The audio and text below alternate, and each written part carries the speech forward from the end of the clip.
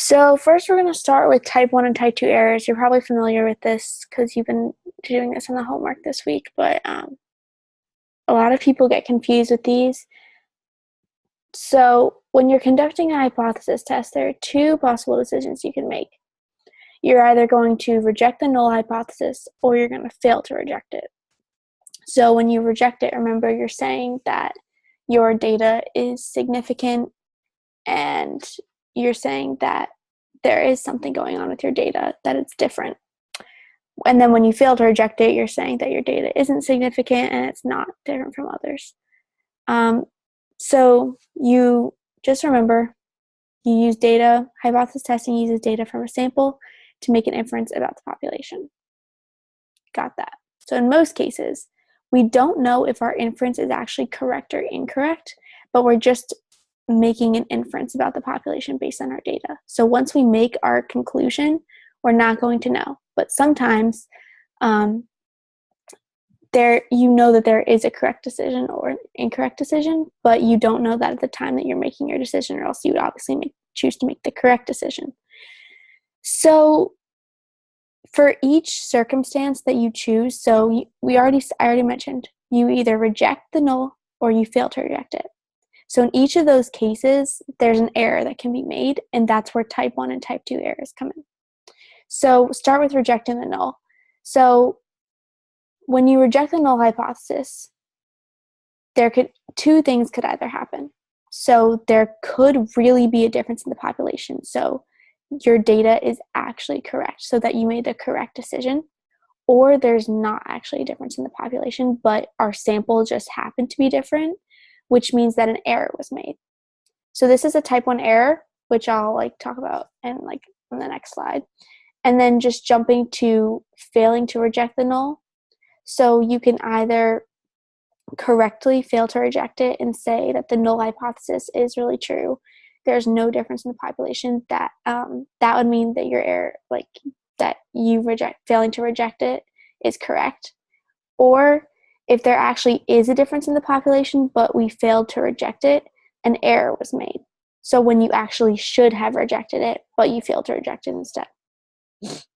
So that's where type 2 error comes in. Okay, so this chart down here makes it a lot easier for me, I think, just to comprehend and put everything together, because it can get kind of confusing.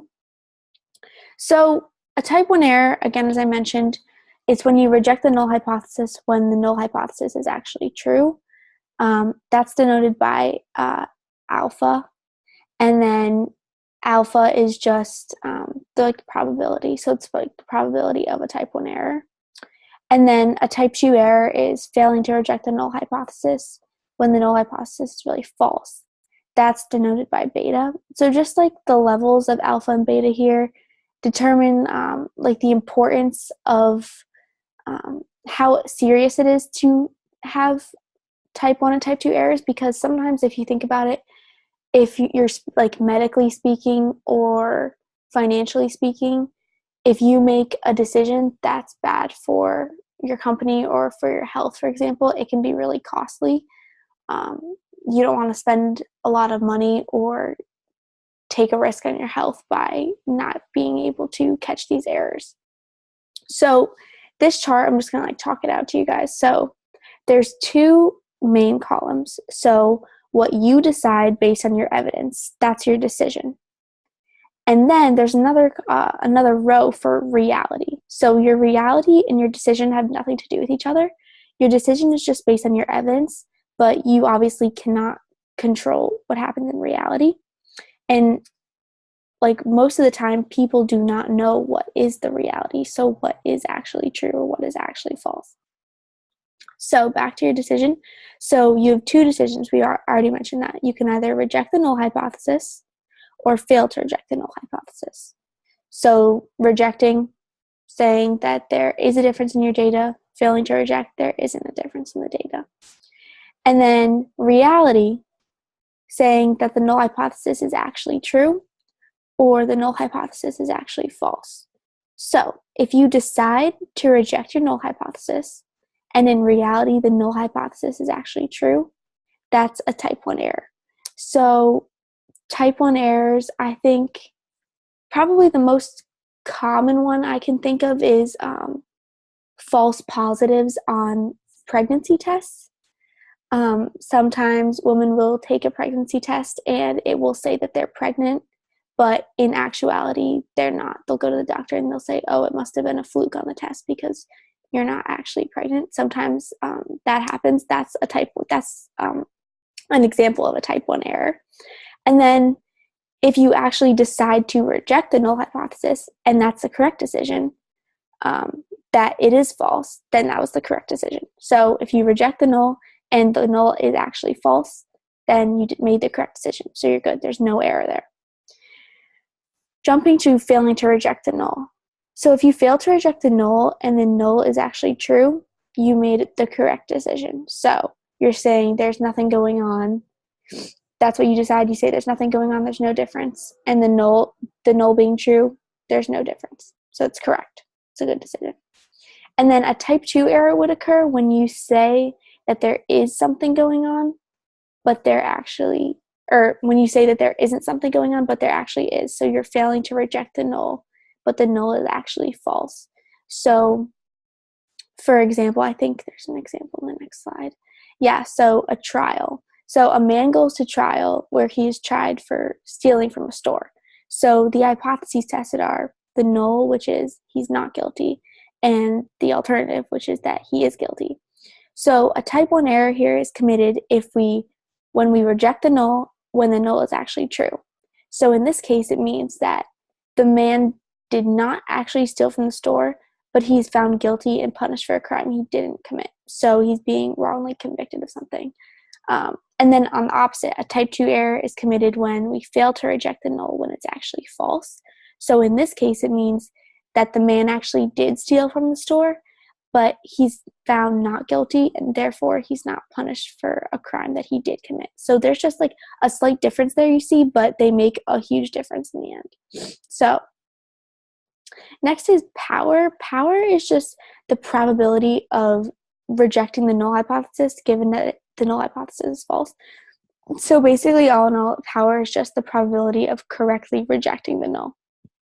So power, there's like a formula for power. It's power equals 1 minus beta, where beta is just the probability of committing a type 2 error. So that's just good to know. Okay, so it's relatively short. There wasn't much. This is like the last lesson before your exam, so there's not much on here. So I'm just going to go into reviews. Some of these reviews kind of go back a little, but I think it's good to get some practice either way. So review number 1. A group of culinary art students is comparing 2 methods for preparing asparagus, traditional and a new frying method. They want to know if patrons of their school restaurant prefer their new frying method over the traditional method. A sample of people are given asparagus prepared using each method and asked to select their preference. A statistical analysis is performed to determine if more than 50% of participants prefer the new frying method. So in this scenario, the null hypothesis is p equals 0.50, and the alternative hypothesis is p is greater than 0.50. So which of the following is true? This is a left-tailed test. There is a type 1 error present, or population proportion is being tested. So just take a moment, think it over, and I'll go over in a few seconds.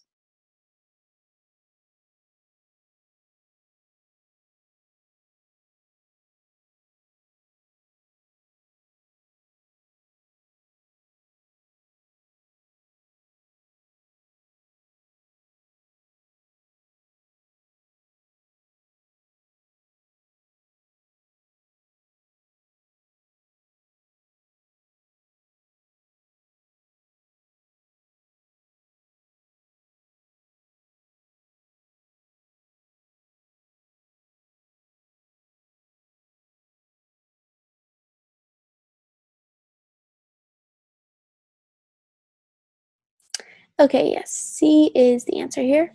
So just starting from the top, the first option says that this is a left-tailed test, so we immediately jump to our alternative hypothesis and see P is greater than 0.50, so that is actually a right-tailed test, so that's obviously not true. And B says that there's a type 1 error present, but we haven't made any conclusions about our data yet. So we can't, there's not an opportunity to make an error if we don't make a decision. Right now we're just presented with the hypotheses, so we're in like the first stages of our hypothesis testing. So a type 1 error can't be present if we haven't made a decision about our data yet. And population proportion is being tested because in our hypotheses we're using p for proportion. Okay, so we're sticking with the same example here.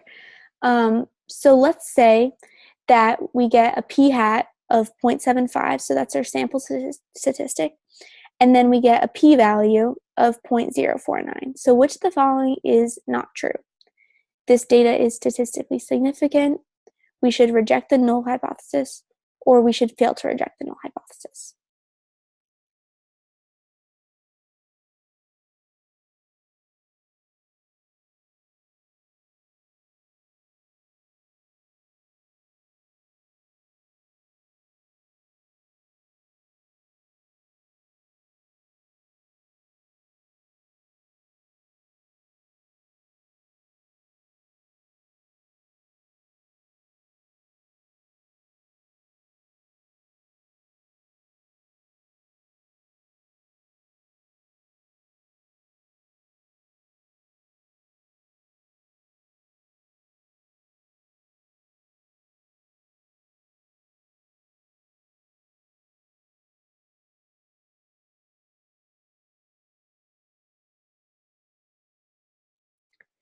Okay, so here we should actually we should reject the null hypothesis, and this data is statistically significant.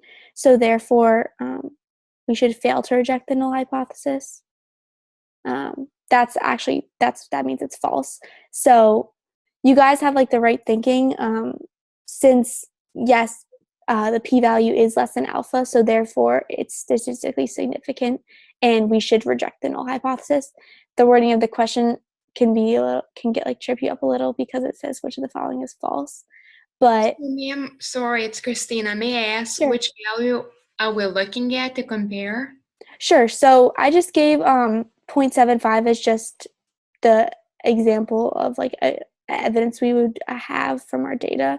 And if we get a p-value, like if we plug our data into StatKey, for example, and we get a p-value of 0.049, so we're basing, so the options are basically being based off of the p-value. That's where we want to look at.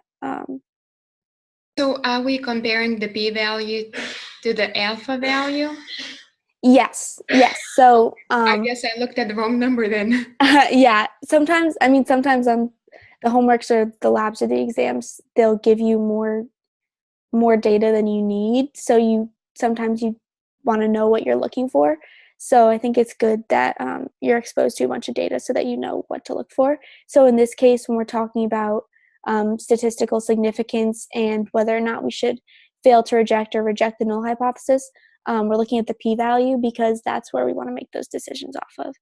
Yeah, so you don't really have to look at the p-hat. I was just saying that to throw that in to see where you got the p-value from, but you don't really need to know that. I just made up a random p-hat number.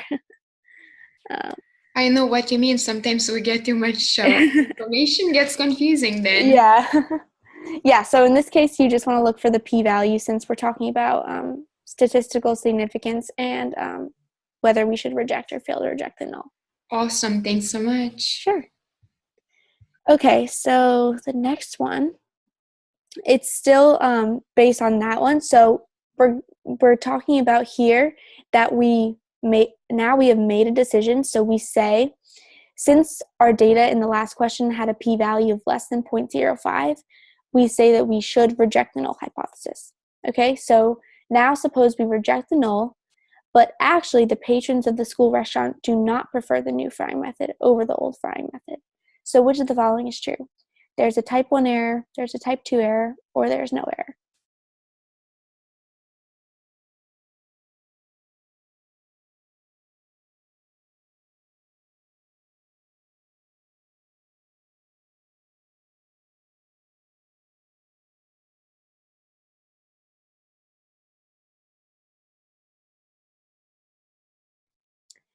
Okay, awesome. So yes, there is a type 1 error present because first of all, we rejected the null hypothesis when it didn't need to be rejected. So actually, in reality, the patrons do not prefer the new Frye method over the old Frye method, but we said in our decision that they do. Awesome. Yes, the null is true. Yep.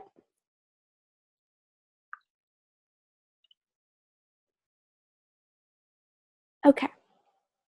So switching gears a little bit, this one doesn't have to, the last three all had to do with the same problem, but this is starting brand new. So recalling the power function, so power equals 1 minus beta. If the power of a statistical test is increased, for example, by increasing the sample size, how does the probability of a type 2 error change?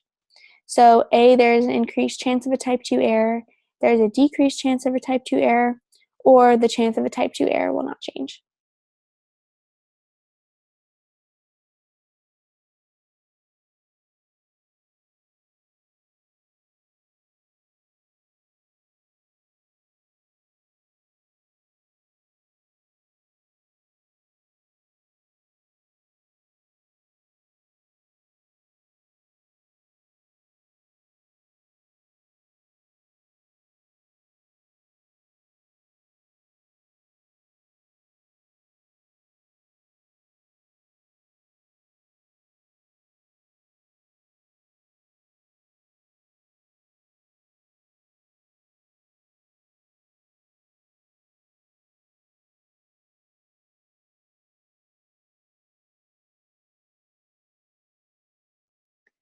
Okay, so here, I think the best approach to answer this question is, since I gave you the formula, for example, here, I think the best approach is just like plugging in numbers into the formula to see how it works if you don't know the relationship between the two.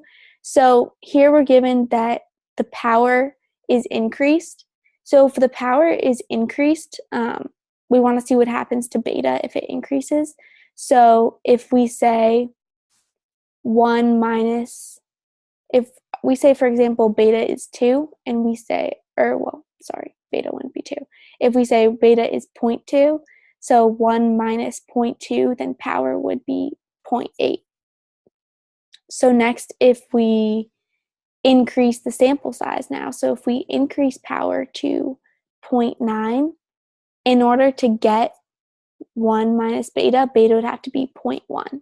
So therefore, there's a decreased chance of a type 2 error because power and beta now have an inverse relationship, so we know that. So as one increases, the other will decrease. So if the power of a statistical test is increased, then there's a decreased chance of a type 2 error. Yeah, I can write that out. I can try. These pens are interesting. So if I were to do like 0.9 equals, 1 minus beta, sorry for my writing. So 0.9 equals 1 minus beta, therefore beta would equal 0.1. Sorry. Okay. And then if we, so that is from, so we started off with 0.8 here, and then we increased it to 0.9. So 1 minus beta equals 0.2 here. So this is power here. This is power. And this is the beta. So you see, as we go from 0.8 to 0.9, beta, our power increases. And then we go to 0.2 to 0.1, beta decreases. Hope that's not too messy for you. Okay. Any questions on that one? Awesome. All right. So I think that is it.